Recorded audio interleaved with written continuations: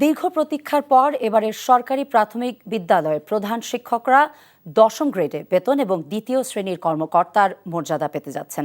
আজ প্রধান বিচারপতি ডক্টর সৈয়দ রেফাত আহমেদের নেতৃত্বাধীন আপিল বেঞ্চ এর সংক্রান্ত এক রিটের রিভিউর নিষ্পত্তি করে এই রায়টি দেন। রিপোর্টে আরও জানাচ্ছেন হাসান জাবেদ। সরকারি প্রাথমিক বিদ্যালয়ের প্রধান শিক্ষকদের বেতন কাঠামো ১১ ও ১২তম গ্রেডে নির্ধারণ করা হয়েছিল ২০১৪ সালে। সেই সিদ্ধান্তের বিরুদ্ধে ৪৫ জন প্রধান শিক্ষক হাইকোর্টে রিট করেন। রিটের শুনানি শেষে ২০১৯ সালে হাইকোর্ট রিটকারী ৪৫ জনকে দশম গ্রেডে উন্নীত করে দ্বিতীয় শ্রেণীর কর্মকর্তা হিসেবে গেজেট প্রকাশ করতে নির্দেশ দেয়। সেই রায়ের বিরুদ্ধে রাষ্ট্রপক্ষের আপিল খারিজ হলে রিভিউ আবেদন করা হয়। বৃহস্পতিবার রিভিউ নিষ্পত্তি করে রায় দেন প্রধান বিচারপতির নেতৃত্বাধীন আপিল বেঞ্চ। প্রধান শিক্ষকরা এটাতে পেতেন, যারা ট্রেইনড তারা পেতেন ১১তম গ্রেড, আর যারা ট্রেন না তারা পেতেন ১২তম গ্রেড।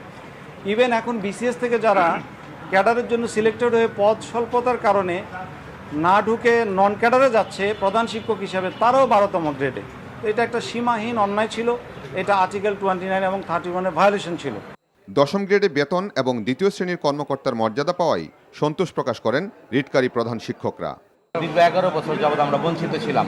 তো আমরা বঞ্চিত থেকে দাঁড়ে দাঁড়ে ঘুরেছি, চেষ্টা করেছি, কোনো পথ না পেয়ে শেষ পর্যন্ত আমরা আইনের দ্বারস্থ হয়েছি।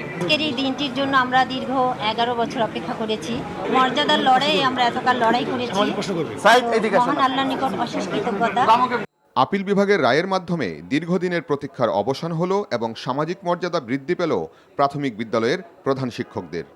Hasan Jabed, NTV news, Dhaka. এই ঈদে জামা জুতো অ্যাক্সেসরিজের ডিসকাউন্ট।